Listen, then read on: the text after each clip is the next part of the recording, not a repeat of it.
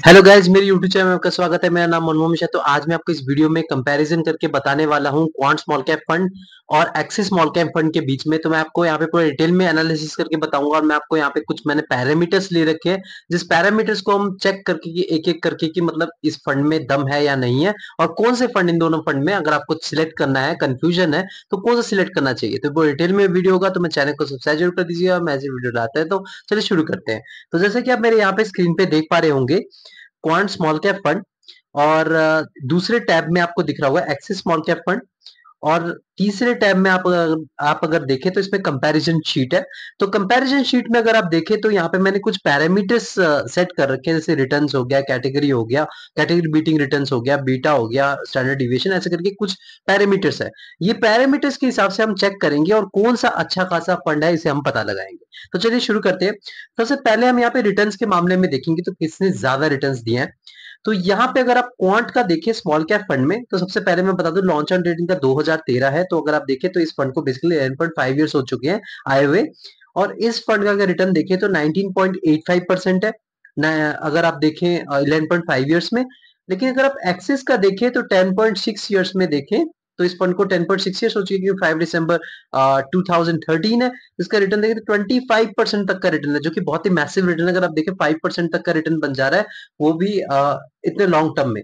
तो देखा जाए तो क्वांट का अगर आप देखें तो मैं एक चीज बता दूं क्वांट के बारे में कि ये जो क्वांट मतलब क्वांट 5 से 6 साल पहले अगर आप पीछे जाएं तो इस पर्टिकुलर फंड को चलाने वाला कोई दूसरी कंपनी थी, कोई क्वांट क्वांट का फंड नहीं था, मतलब क्वांट वाले ने नहीं लिया था।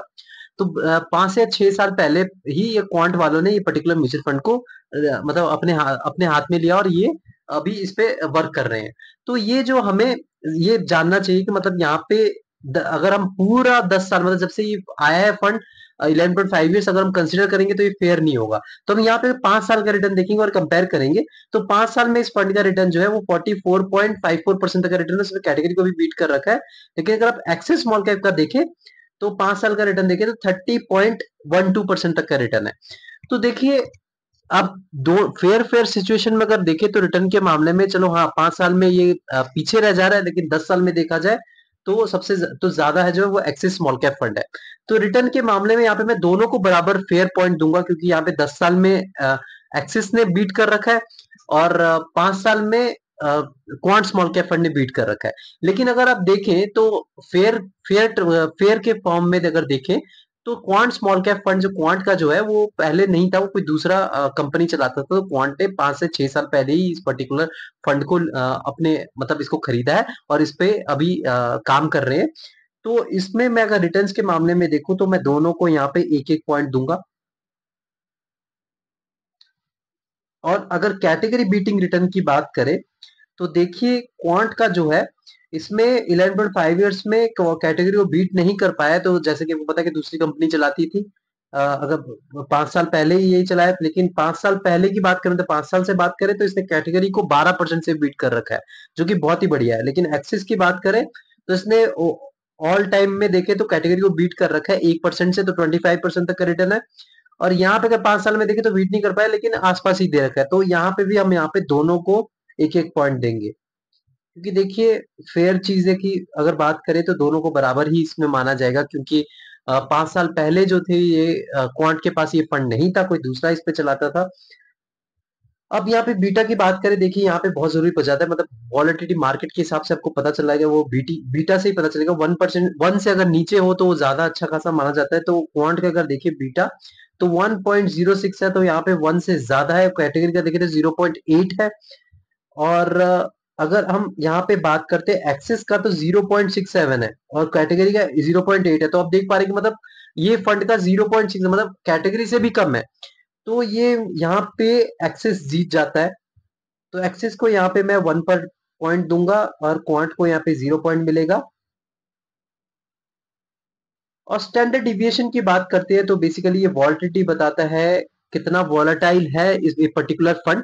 तो यहाँ पे अगर आप देखें तो क्वांट का अगर आप स्टैंडर्ड डिविएशन देखें तो 20.56 है और कैटेगरी देखें तो 15.33 है। तो बेसिकली स्टैंडर्ड डिविएशन होता क्या है कि आपका जो एवरेज रिटर्न है उससे प्लस इतना परसेंट माइनस इतना परसेंट, मतलब मान लीजिए अगर इस पर्टिकुलर फंड का 15% एवरेज है तो यहाँ पे जो लिख रखा है 20.56%, मतलब इतना प्लस हो सकता है, इतना माइनस भी हो सकता है। मतलब 15 प्लस 20.56% मतलब कर दीजिए तो 35% तक का आपको साल में रिटर्न मिल सकता है, या फिर 15 माइनस 20 कर दीजिए तो -5% तक का रिटर्न मिल सकता है। तो ये ज्यादा अगर ज्यादा रहता है तो उसमें वॉलेटिलिटी आपको ज्यादा फेस करनी पड़ती है और ज्यादा अच्छा नहीं होता। लेकिन यहाँ पे अगर आप एक्सिस स्मॉल कैप का देखें तो आप देख पा रहे हैं स्टैंडर्ड डिविएशन ये कैटेगरी से भी कम है, 15.33 का कैटेगरी है, लेकिन यहाँ पे 13.14 का है इस पर्टिकुलर फंड का। अगर आप देखें स्टैंडर्ड डिविएशन तो एकदम बढ़िया है। यहाँ पे अगर आप देखें तो मैं एक्सेस को ही 1 पॉइंट दूंगा और क्वांट को यहाँ पे 0 पॉइंट मिलते हैं। तो अभी जो है लीड कर रहा है एक्सिस स्मॉल कैप फंड, चारों के चारों में जीत रहा है axis small cap fund. Next जो क्राइटेरिया को मिनिमम एसआईपी देखिए, आजकल सारे स्टूडेंट जो है वो भी इन्वेस्टमेंट कर रहे हैं, तो 100 रुपीज, 500 रुपीज, 1000 रुपीज होना बहुत जरूरी होता है, उससे ज्यादा वो अफोर्ड नहीं कर पाते हैं, तो प्रॉब्लम होता है। तो यहाँ पे अगर मिनिमम एसआईपी की बात करें तो क्वांट का 1000 रुपीज है और एक्सिस का मिनिमम एसआईपी 100 रुपीज है, तो दोनों यहाँ पे बाजी मार लेते हैं। तो यहाँ पे एक एक पॉइंट इन्वेस्टमेंट के मामले में देखा जाएगा, दोनों को दूंगा। एयूएम साइज की बात करें तो एसेट अंडर मैनेजमेंट इसका फुल फॉर्म होता है, मतलब इसमें पता चलता है कितना इस पर्टिकुलर फंड में इन्वेस्टेड है, मतलब इन्वेस्टमेंट हो रखा है पैसा।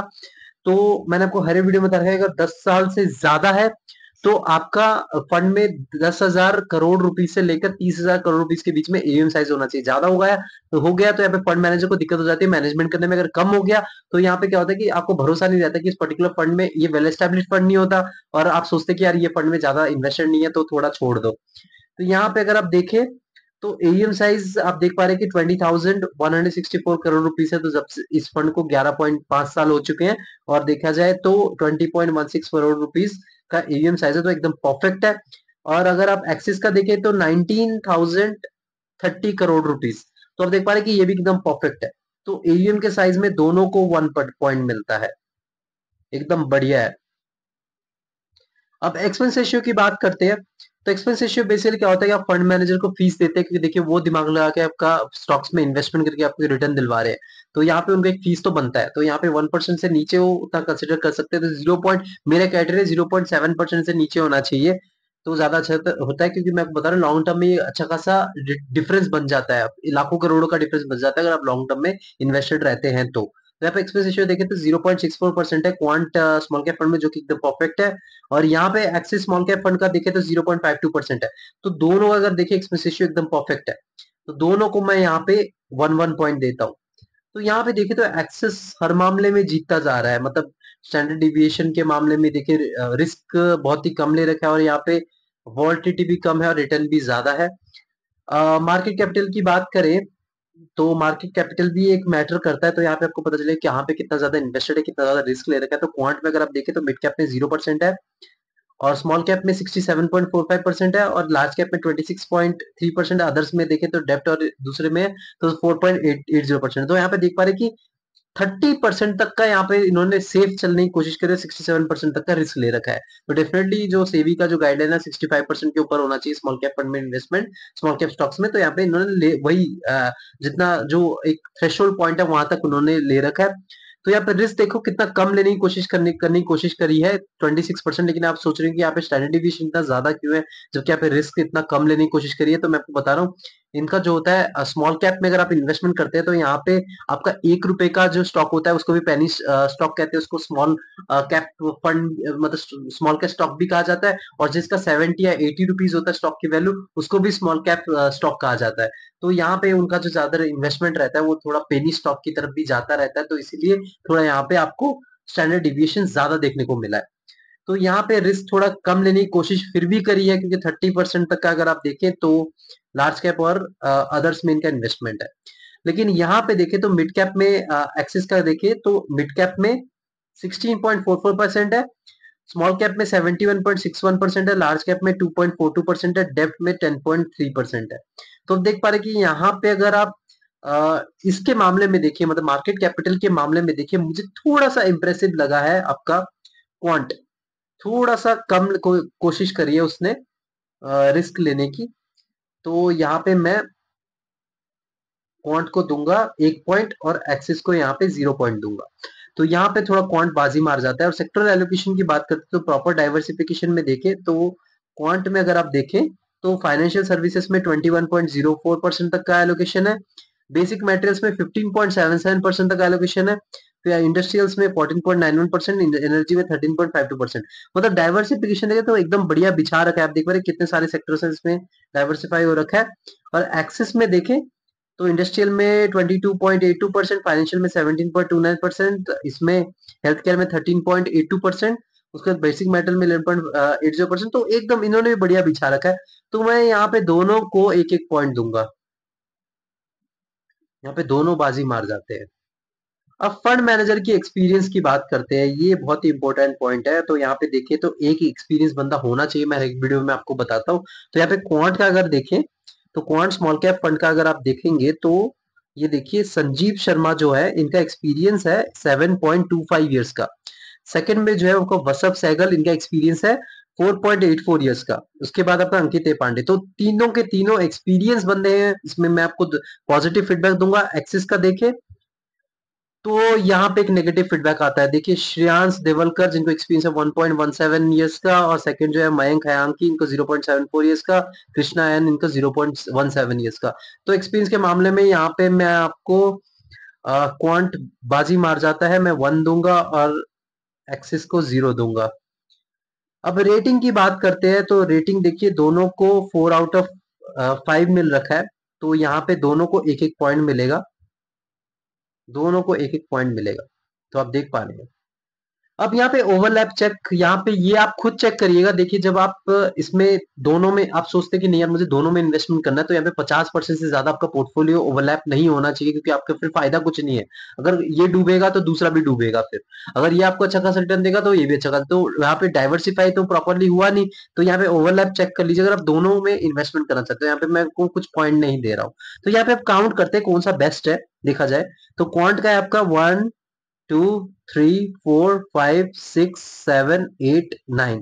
तो यहाँ पे जो टोटल पॉइंट मिलते हैं क्वांट को वो है 9 पॉइंट्स। अब एक्सिस को देखते हैं 1 2 3 4 5 6 7 8 9। तो यहाँ पे दोनों बराबर एकदम ड्रॉ हो जाता है दोनों के बीच में। तो आप देख पा रहे हैं कि मतलब दोनों एकदम बराबर है। तो यहाँ पे बराबरी के मामले में देखिए यहाँ पे जो ज्यादा रिस्क है, मतलब ज्यादा डिविएशन, ज्यादा वॉलेटिलिटी आपको फेस करनी पड़ेगी, वो आपको क्वांट स्मॉल कैप फंड में फेस करनी पड़ेगी as compare to Axis small cap fund.